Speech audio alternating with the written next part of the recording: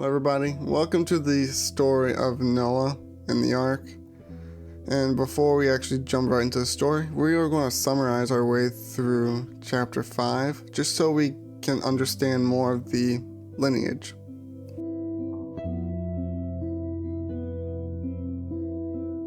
This is the book of the genealogy of Adam. In the day that God created man, he made him in the likeness of God. He created them male and female, and blessed them, and called them mankind in the day that they were created. Adam, he had a son named Seth. And now we go down a few generations to where, from the line of Seth, we get Jared. Now, I stop at Jared because something interesting happens here. Jared had a son named Enoch. And now when we read verse 24, Enoch walked with God, and he was not, for God took him. Enoch walked so closely with the Lord that his life was taken short. Actually, Enoch, he didn't live that long, the earliest part. He only lived like 365 years. But he walked so closely with the Lord that he was not, and that's just amazing and fascinating. But another fascinating thing is Methuselah. So Enoch had a son named Methuselah, and Methuselah is actually the character that lived the longest in the Bible. It's almost like God blessed his descendants with a longer life, because God took Enoch early because he walked so closely with them. So Enoch had a son named Methuselah, who lived the longest, that number being 969 years old. And Methuselah had a son named Lamech.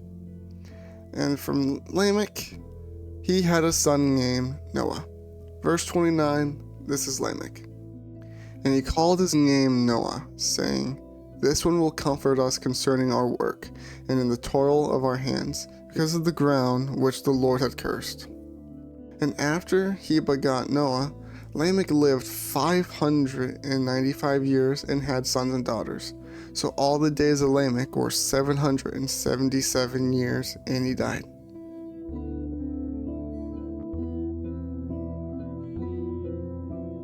Now it came to pass, when men began to multiply on the face of the earth, and daughters were born to them, that the sons of God saw the daughters of men, that they were beautiful, and they took wives for themselves for all whom they chose. And the Lord said, "My spirit shall not strive with man forever, for he is indeed flesh, yet his days shall be 120 years. And there were giants on the earth in those days, and also afterwards." So that means before the flood and after the flood. When the sons of God came to the daughters of men, and they bore children to them, those were mighty men who were of old, men of renown. Then the Lord saw that the wickedness of man was great in the earth, and that every intent of the thoughts of his heart was only evil continually. And the Lord was sorry that he had made man on earth, and he was grieved in his heart. So the Lord said, "I will destroy man whom I have created from the face of the earth, both man and beast, creeping thing, and birds of the air, for I am sorry that I have made them." But Noah found grace in the eyes of the Lord. I find it amazing that Lamech in the last chapter was like, "We're going to name him Noah, for this one will comfort us." And then here we see, "But Noah found grace in the eyes of the Lord." Now this is the genealogy of Noah. Noah was just a man, perfect in his generation. Noah walked with God, and he begot 3 sons, Shem, Ham, and Japheth. The earth was also corrupt before God, and the earth was filled with violence. So God looked upon the earth, and indeed it was corrupt, for all flesh had corrupted their way on the earth. And God said to Noah, "The end of all flesh has come before me, for the earth is filled with violence through them. And behold, I will destroy them with the earth. Make yourself an ark of gopher wood. Make rooms in the ark, and cover its inside and outside with pitch." Pitch is this sealant. This waterproof sealant. I believe it's a tar-like substance, but it's basically something you put in between the wood and keep water out. And this is how you shall make it. The length of the ark shall be 300 cubits, its width 50 cubits, and its height 30 cubits. A cubit being about 1.5 feet, it usually ranges from the tip of your middle finger down to your elbow. So the ark was about 450 feet long.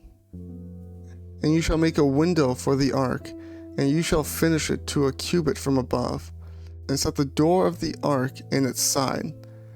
And you shall make it with lower, second, and third decks. And behold, I myself am bringing floodwaters on the earth to destroy from under heaven all flesh, which is the breath of life. Everything that is on the earth shall die. But I will establish my covenant with you, and you shall go into the ark, you, your sons, your wife, and your sons' wives with you. A covenant being more of a binding agreement.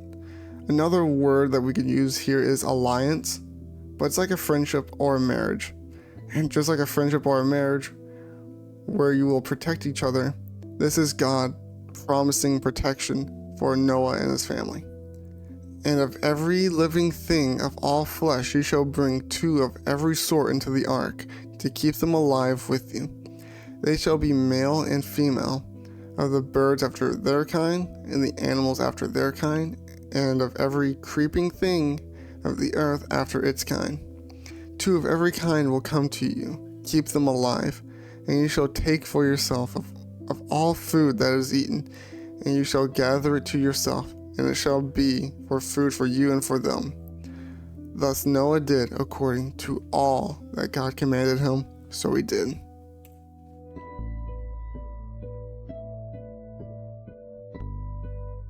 Then the Lord said to Noah, Come into the ark, you and all your household, because I have seen that you are righteous before me in this generation.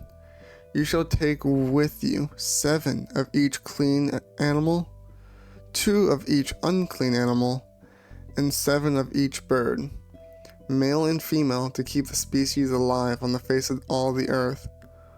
For after 7 more days I will cause it to rain on the earth 40 days and 40 nights, and I will destroy from the face of the earth all living things that I have made.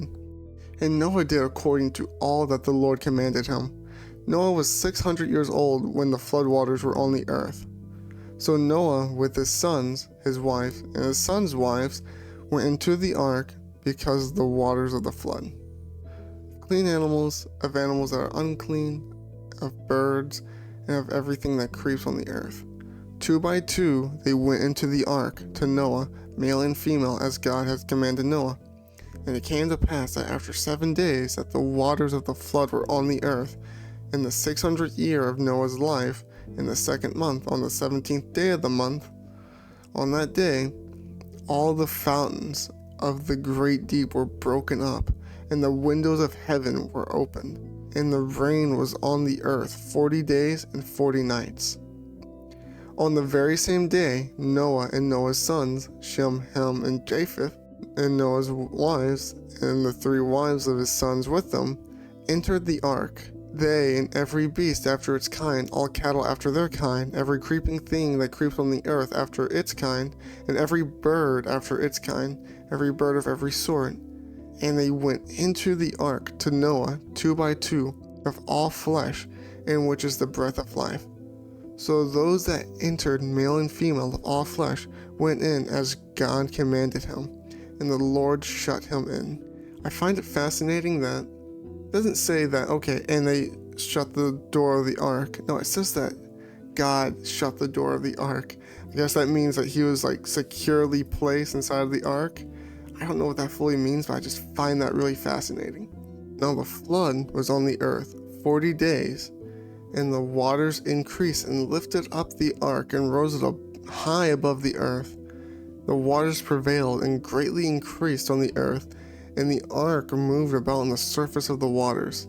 And the waters prevailed exceedingly on the earth, and all the high hills under heaven were covered. The waters prevailed about 15 cubits upwards of the mountains were covered. I think it's about 25 feet. And all flesh died that moved on the earth, birds and cattle and beasts and every creeping thing that creeps on the earth, and every man. all in whose nostrils was the breath of the spirit of life. All that was on the dry land died.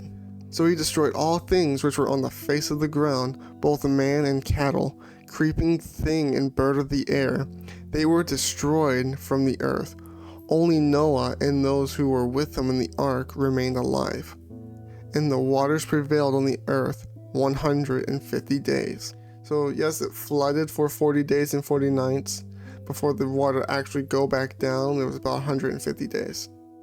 Then God remembered Noah, and every living thing, and all the animals that were with him in the ark. And God made a wind to pass over the earth, and the water subsided. The fountain of the deep and the windows of heaven were also stopped, and the rain from heaven was restrained, and the waters receded continually from the earth. At the end of 150 days, the waters decreased. Then the ark rested in the 7th month, on the 17th day of that month, on the mountain of Ararat. And the waters decreased continually until the 10th month. In the 10th month, on the 1st day of the month, the tops of the mountains were seen.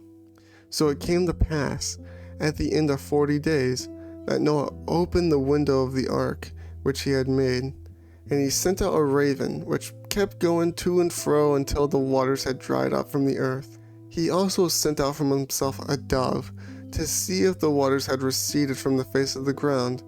But the dove found no resting place for the sole of her foot, and she returned into the ark to him, for the waters were on the face of the whole earth. So he put his hand out and took her, and drew her into the ark himself. And he waited yet another 7 days, and again he sent the dove out from the ark. Then the dove came to him in the evening, and behold, a freshly plucked olive leaf was in her mouth. And Noah knew that the waters had receded from the earth.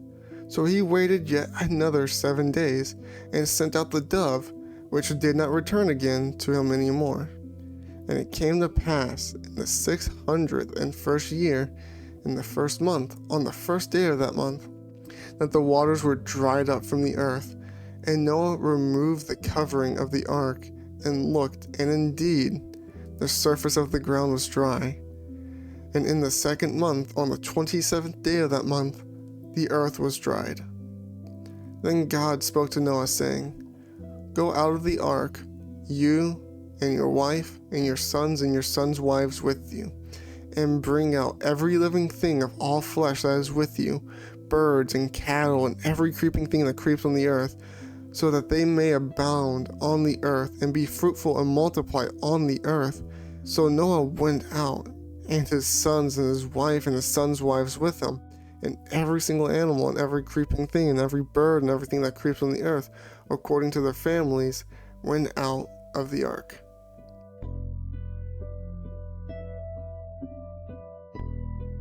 Then Noah built an altar to the Lord, and took of every clean animal and of every clean bird, and offered a burnt offering on the altar. And the Lord smelled a soothing aroma. Then the Lord said in his heart, I will never again curse the ground for man's sake, although the imagination of man's heart is evil from his youth, nor will I again destroy every living thing as I have done. While the earth remains, seed time and harvest, cold and heat, winter and summer, and day and night shall not cease. So God blessed Noah and his sons and said to him, Be fruitful and multiply, and fill the earth. And the fear of you and the dread of you, dread kind of being another word for terror, and the dread of you shall be on every beast of the earth, on every bird of the air, and on all things that move on the earth, and on all fish of the sea. And they are given into your hand. Every moving thing that lives shall be food for you. I have given you all things, even as the green herbs. But you shall not eat flesh with its life, that is, its blood.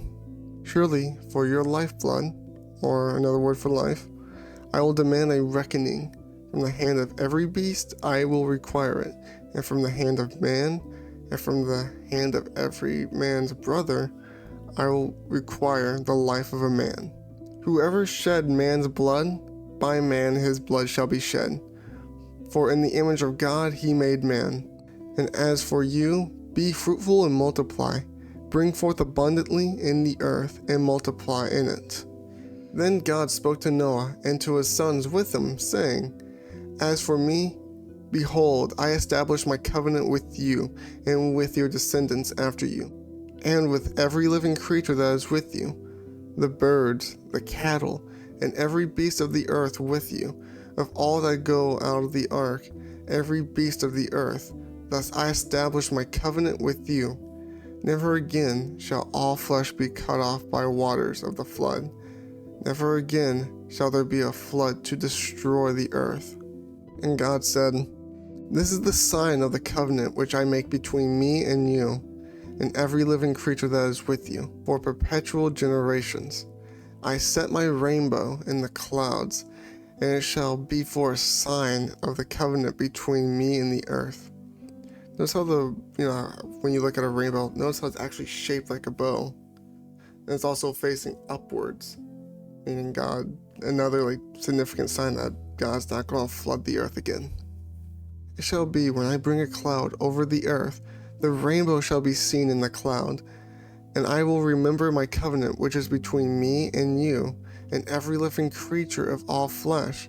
The water shall never again become a flood to destroy all flesh. The rainbow shall be in the clouds, and I will look on it to remember the everlasting covenant between God and every living creature of all flesh that is on the earth. And God said to Noah, This is the sign of a covenant which I have established between me and all flesh that is on the earth. Now the sons of Noah who went out of the ark were Shem, Ham, and Japheth. And Ham was the father of Canaan. These three were the sons of Noah, and from these the whole earth was populated. And Noah began to be a farmer. He planted a vineyard. Then he drank of the wine and was drunk, and became uncovered in his tent. And Ham, the father of Canaan, saw the nakedness of his father, and told his two brothers outside. But Shem and Japheth took a garment and laid it on both of their shoulders, and went back and covered the nakedness of their father. Their faces were turned away, and they did not see their father's nakedness. So Noah awoke from his wine, and knew what his younger son had done to him. Then he said, Cursed be Canaan. A servant of servants he shall be to his brethren. And he said, Blessed be the Lord, the God of Shem, and may Canaan be his servant. And may God enlarge Japheth, and may he dwell in the tents of Shem. And may Canaan be his servant. So Noah lived after the flood 350 years. So all the days of Noah were 950 years, and he died.